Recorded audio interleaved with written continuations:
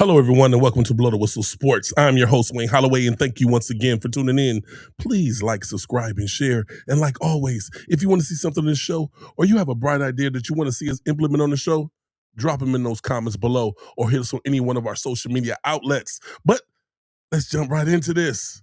It's a beautiful day out here in Los Angeles.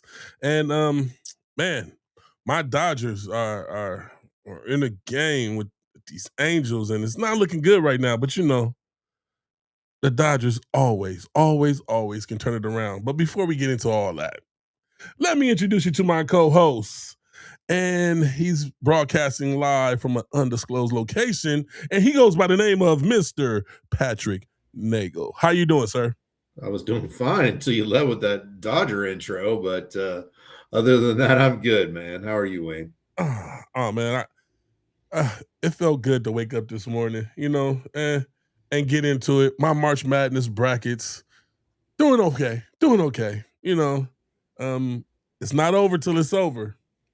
But my Dodgers, I'm up here watching this game, and coming in live. The Angels they doing look like they're doing something right now. They It's doing it's spring training. I mean, you yeah, can't put too much stock in spring training, but yeah, March yeah. Madness, on the other hand, March Madness, Yes. a tournament that never fails to deliver. Always, twists and turns, and always an upset. Um, how's your bracket Always. doing? How's your bracket doing, Wayne? How are you looking? Well, let's see here. My bracket, I'm at 75%.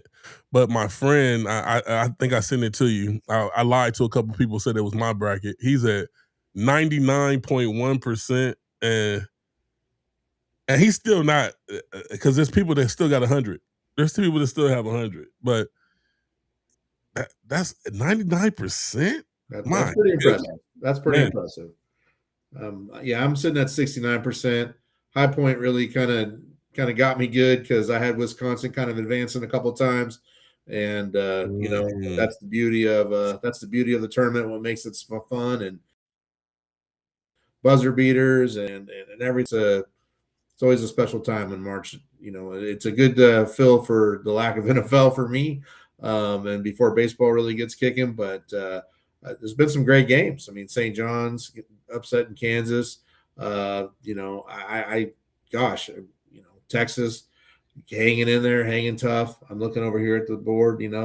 Them beating Gonzaga. I mean, some of the perennial final, Elite Eight, Final Four teams have hit the road. Kansas, Gonzaga out, North Carolina out. Right. Been some great upsets. Oh, man, I'm just happy that my percentage is better than yours. Hey, you gotta take the little things. You gotta take the little things. Hey, yes, sir. I'm happy for you. I still have Duke against Arizona in my championship bracket. Have a Right, lot right. on top. So we'll see how that fares. I feel good. Hopefully Arizona doesn't break my heart like they have many times before. Man, But I got Duke and Arizona squaring off in the finals. wow. I have Michigan. Do you? Wow. Yes, yes, yes. It's funny, the bracket that I went for to be my for sure bracket, I'm Right. not even I'm not even bringing up that percentage of that one. This bracket was my bracket that I was like, "Well," that type of bracket, you know? How many brackets did you do? Right. This year I only did the one. In years Wow. past, I've kind of done a couple different ones to kind of, hedge my bet, so to speak. But this time, sat down. You know what? We're gonna do one. We're gonna stick to it. I actually I did some actual research, although it doesn't look like it, to kind of come up with some type of rhyme or reason to my methodology. But right now, I'm riding with the Boozer Brothers, and they're gonna take it to the promised land. And if they get the dub over, then I can sit there and crown myself the champion in the Patrick versus Wayne bracketing challenge. hey, because he's being against a couple million people is not doing it. I had to put myself just against. Well, you got to reduce yourself to the lowest common denominator, right? I mean, obviously, you and Steve, you guys are the ones that talk to the most. I can't compare to the 99 percenter. That's for sure. I have no leg to stand on there at all. Man, hold up. I'm trying to see. I want to bring you in on this. Hold up. I got it right here.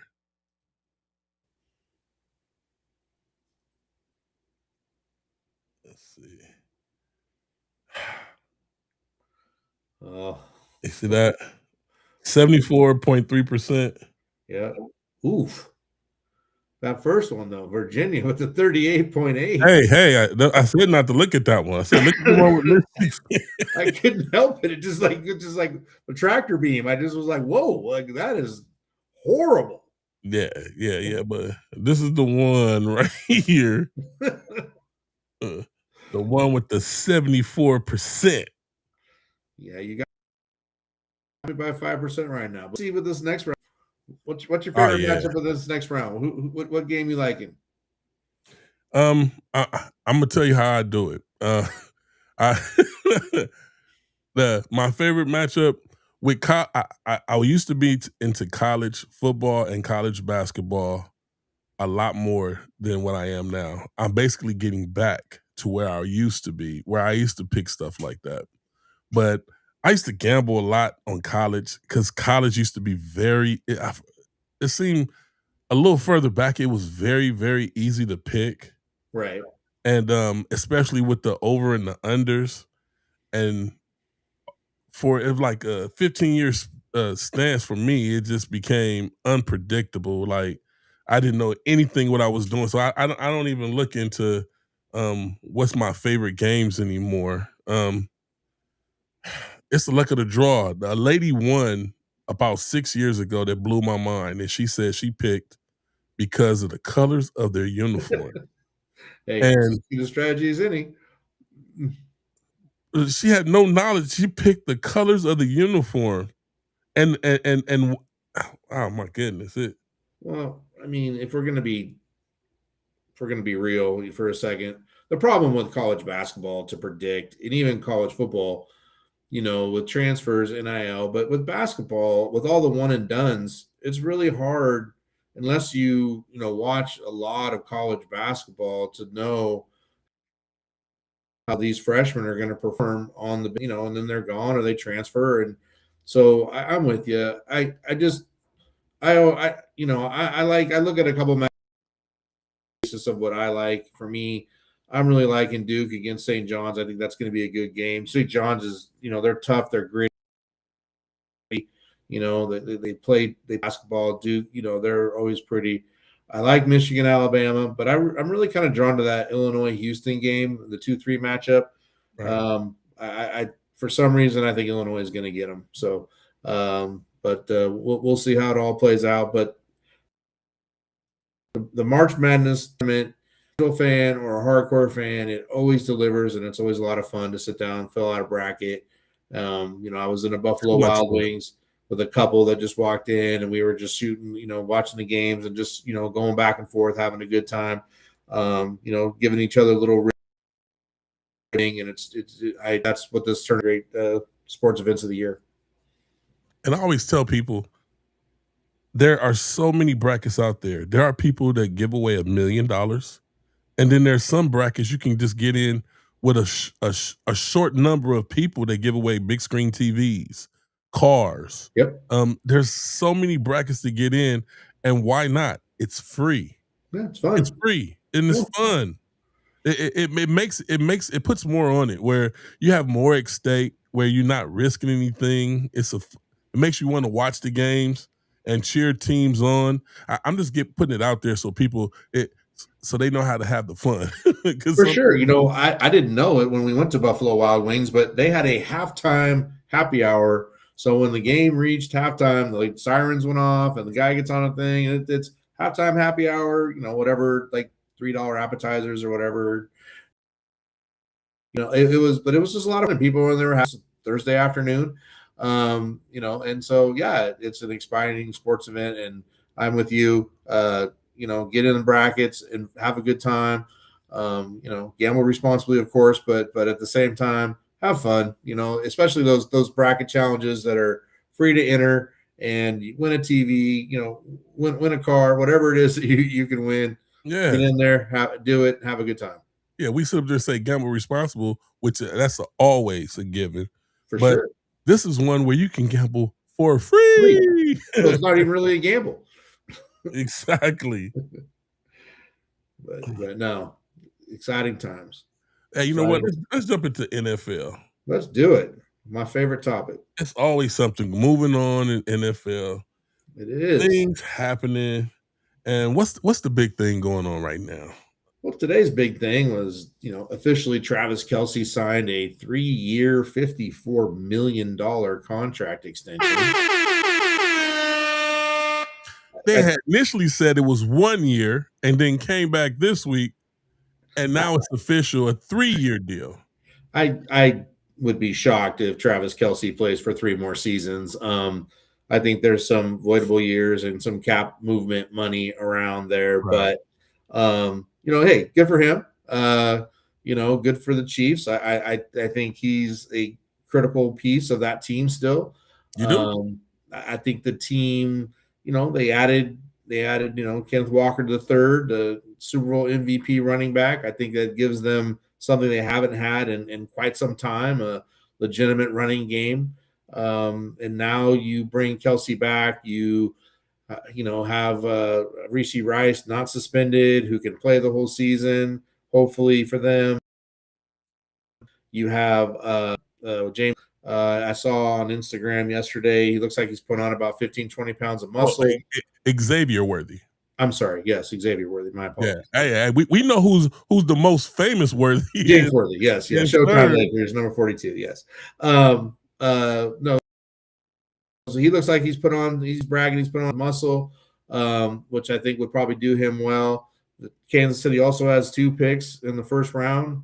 I would anticipate they probably look to take a wide receiver at one of those 2 picks, probably the second pick in the first round. So I think the rumors of the Kansas City Chief demise is greatly exaggerated. I think if they can protect Mahomes a little bit better, and get back to a little bit of a running game, I think suddenly they're right back at the top of the heap. And also, I think that we've talked about it, you and I, but I'd bring in Eric Bieniemy. When the Chiefs offense was rolling, Bieniemy was the offensive coordinator, and I don't know how much Big Red calls the plays or how much the offensive coordinator is calling the plays, but there clearly was synergy between Bieniemy and Reed to get the right play on the field at the right time. And it's like they were firing on all cylinders. And I think getting him back in the building is going to kind of get them back in the right track. That division is getting better. I mean, obviously Denver won the division. The Chargers can be good. I don't know if they will be good. They have the tools to be good. That was nice. Can be good. Yeah, they can be good. And I think the Raiders are improved. Are they going to win more than 7 games? No, but I think they're on the right track to being a tougher out. But all that being said, I think as long as you have an elite quarterback in the NFL, you have a chance to win. And I think Kansas City obviously has that. Well, I hear you. Everybody knows how I feel about Kansas City. Everybody knows where we at. Carolina or nothing. But when we talking this football, Patrick Mahomes is one person you can't overlook. No. And last season and the talk of the demise of the Kansas City Chiefs, all that was a bunch of hoopla, I call it, because Rashee Rice was down the beginning of the season. They weren't into a groove. Their running backs, they just wasn't standing up like usual, Right. For some reason, Pacheco, when he came back from that injury, was never the same Pacheco that we remember before he got injured. And Hunt, he was a reliable person coming in after Pacheco, but when he turned into the main person, he would kind of fade away in games. But like I said before, and I think I did a timeout about this, Patrick Mahomes is back. They finally have a running back, a reliable running back back there in the backfield where the ball can be moved without it having to be on Patrick Mahomes' shoulder 90% of the time. And along with that, Xavier Worthy, why you telling me that he put on muscle? Because he was getting jammed a lot at the line. Because this guy is supposedly was faster than Tyreek Hill. And on one of my keeper leagues, I have him in the keeper league. He just hasn't materialized like I expected. I thought he was going to assume Tyreek Hill position, and those plays that were unstoppable between Tyreek Hill and Patrick Mahomes, I thought it was going to translate to Xavier Worthy being younger, burning people out, and the Chiefs, no contest, just blowing teams out of the water. Well, with this muscle, I think we're going to see an insurgence of Patrick Mahomes, of Xavier Worthy this season, and Rashid Rice. We already know he's a stud, and he's just going to, that stud ability is going to show with this team, having the coach, the Patrick Mahomes, the all-star running back in the backfield, and the tight end, Travis Kelce. People even said that he lost a step. Stop it. It was easy to hold a man down when you know they can't run, they got to pass. Just double the tight end. It's going to look like night and day now that both wide receivers and they have a running game, and they have a stud in a coach over there, because the Andy Reid, I don't care what anybody say, he's the coach of coaches right now. Oh, for sure. He's assumed Belichick's role after Belichick is not in the NFL anymore, just in my opinion. No, I agree. I think Andy Reid is the best, and I think bringing Bieniemy back when they were in their heyday is going to kind of fresh set of eyes, right? Go back and reanalyze all the film and the things that they could have done better. I'm bullish on the Chiefs this year. I think they're going to be really tough. I think, I really like when teams kind of get back to basics and running back for the basics, right? Like Mahomes can't throw the ball 50 times a game and expect for us to be successful. And if we can get that number down to 30, 35, suddenly, defenses are going to have to play a little more honest. And now all of a sudden Travis is open more. Worthy get open over the distance to get open, because Worthy did flash. He had moments and flashes where they put him in motion and jet sweeps and screens and all that kind of stuff. But to your point, they were having to hide his inability to get off coverage. Well, now another year, in the NFL, to be a little more prepared, physically prepared in terms of getting his body right. I think you're going to see a much better ability to get open and get into spots. And I think you're going to see Kansas City right back at the top where they belong. Because I think it's the thing that people forget is this: how many straight AFC championships did this team go to? I mean, five. They forgot that Kansas City went back to back to back. Yeah, that's not easy. That is not easy. Go one time and have a Super Bowl hangover, and they don't make it back. This team went 3 times in a row, and then I got people saying that they fell off, that they're just not good anymore. That's people just hating. Just like when they were winning, it's because of the referees they're winning. So they're not catching the balls. Right. They're not tackling. They're just marking in touchdowns when they're not making them. Yeah. Stop it, people. Kansas City's back. But still, with that being said, I already said Buffalo Bills, no injury, Super Bowl. You have said that. You are on it. You are on record. You are on record. Buffalo Bills, no injury, Super Bowl. Okay. Got it noted right here. Hey, but Patrick Mahomes is going to be one of those people trying to knock him off. And that, if furthermore, Patrick Mahomes is their Achilles heel. He is. They should have beat Patrick Mahomes in that super game that they had one year. And the defenses just wasn't holding up. It was just trading touchdowns back and forth, back and forth. I mean, I had won a parlay, Patrick, where I had won a few $1,000s, and I went and got a massage. And this was like the last few seconds of the game. I came from getting my massage, which was an hour massage, to go collect my ticket, to finding out that Buffalo didn't win in a few seconds. I've never been so distraught and pissed off at the ticket counter. I was wow, wow. I had to go back and watch the last few seconds of the game, and it just did something to me. It was horrible. Well, yeah. Well, I mean, the great can do that, right? And just as Mahomes is the equalizer for them, he's the equalizer for the Ravens, just like Burrows is the equalizer to the Chiefs, right? And I think that that's what makes it great. In the AFC, I think all those teams we just talked about, I think are back. And then you add in, you sprinkle in, I'm sorry, you sprinkle in Denver and you sprinkle in maybe Jacksonville, and maybe the Texans, and you got the recipe for pretty tough go on that side of the ledger. And I'm excited. One team that we should probably talk about is the Pittsburgh Steelers. Mm. And that is, what are they going to do at quarterback? Because They're a bit in limbo right now, right? here we are. Here we are. We're getting darn close to the end of March, and they don't have a quarterback. Aaron And Rodgers, huh? and again, right? He hasn't done his darkness retreat or whatever it is that he needs to do to figure out if he's coming back. And I'm going to leave it at that tonight. And he's meditating.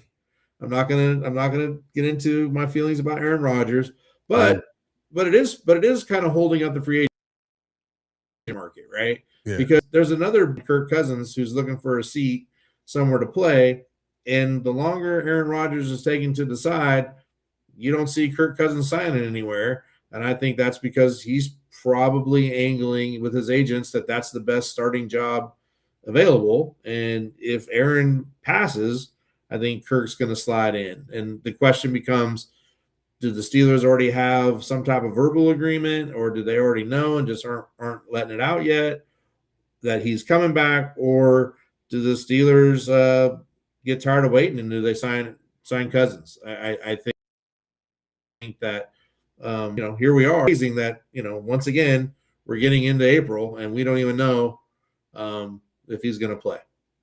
People know I'm an Aaron Rodgers fan. Yes, sir. I am an Aaron Rodgers fan, but this is beginning to be a little ridiculous. But the ridiculous part is not on Aaron Rodgers' part, because Aaron Rodgers is doing everything right on his part.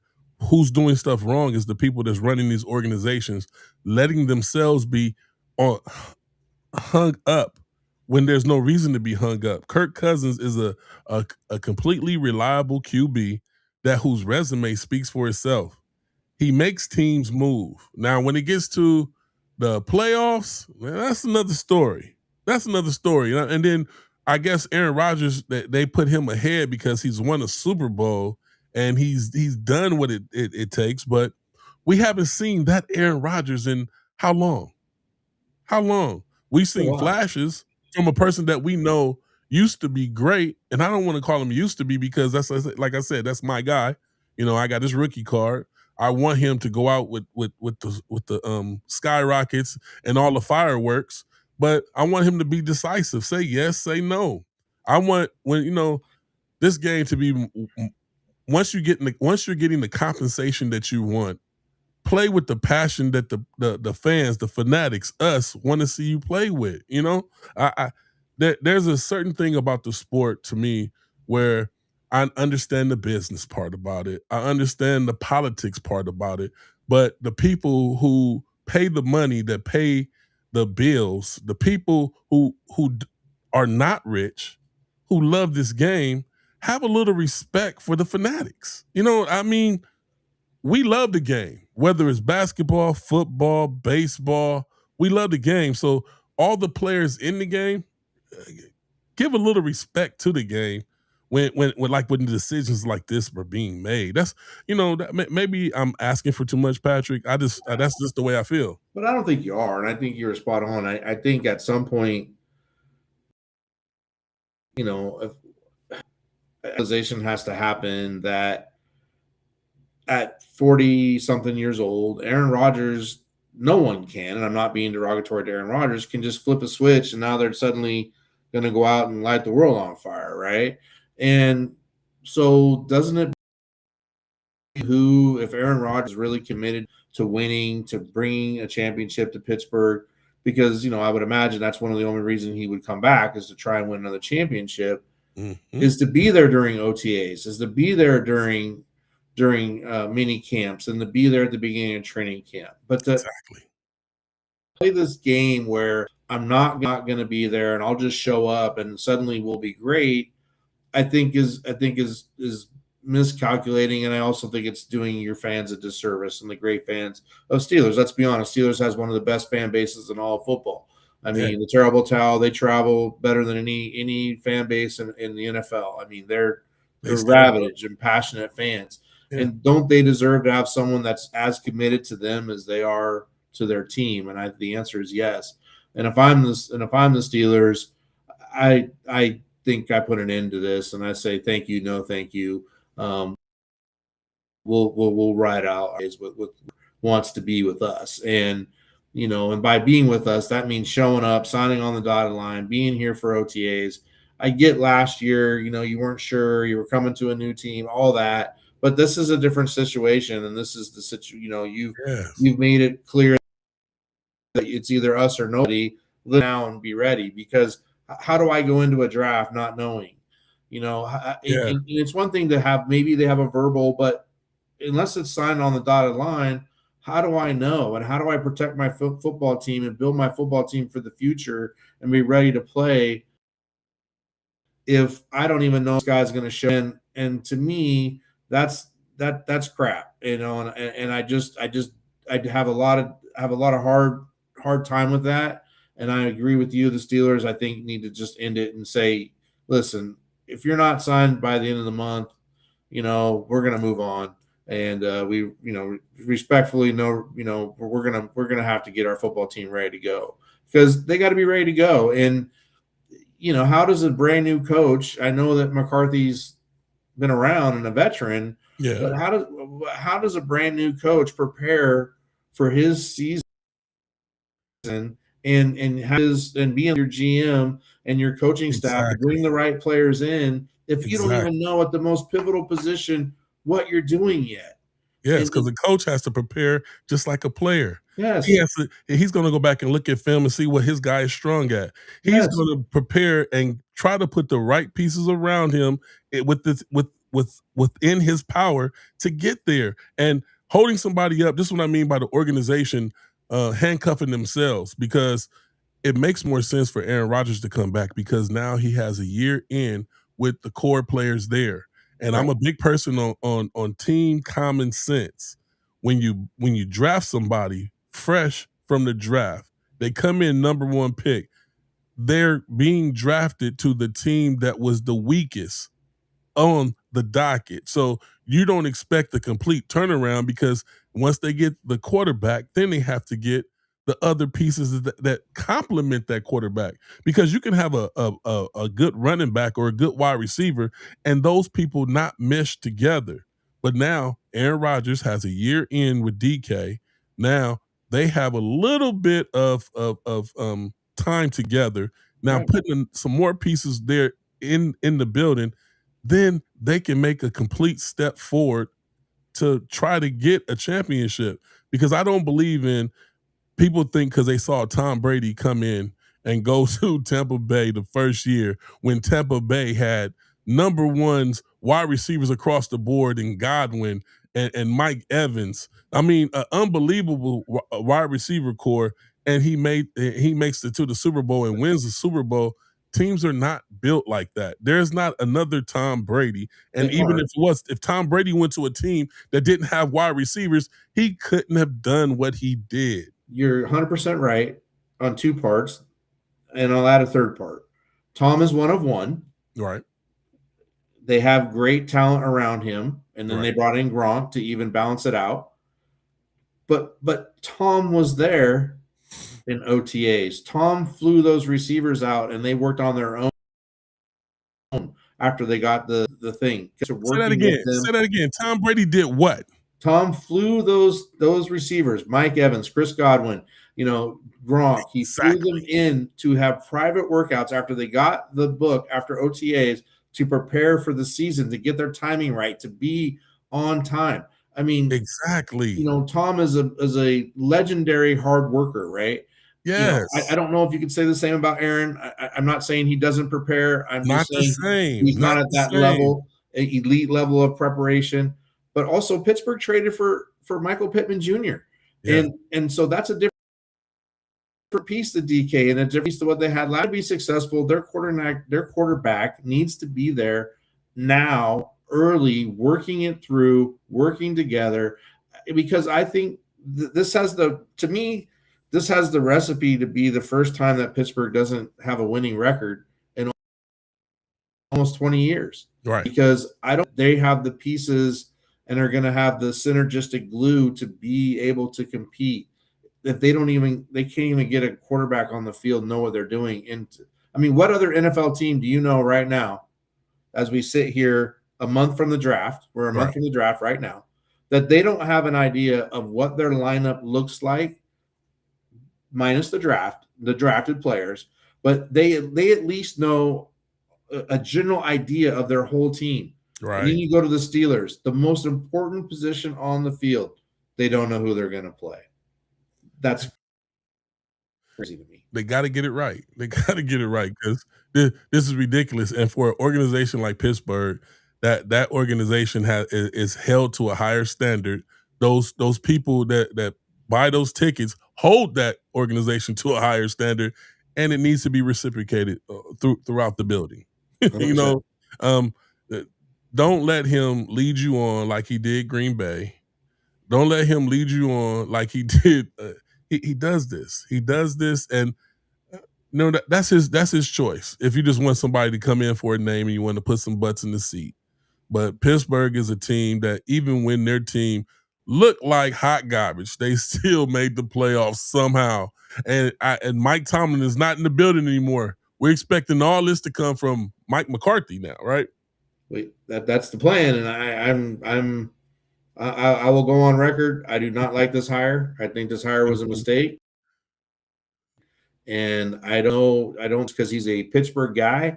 I think he didn't do that great in Dallas, and I just have to say I don't know if Mike McCarthy is going to be able to do anything differently than what Tomlin does, that quote unquote take them over the top. So for me, I don't like this hire, and the longer this thing plays out with Rodgers, I don't like it.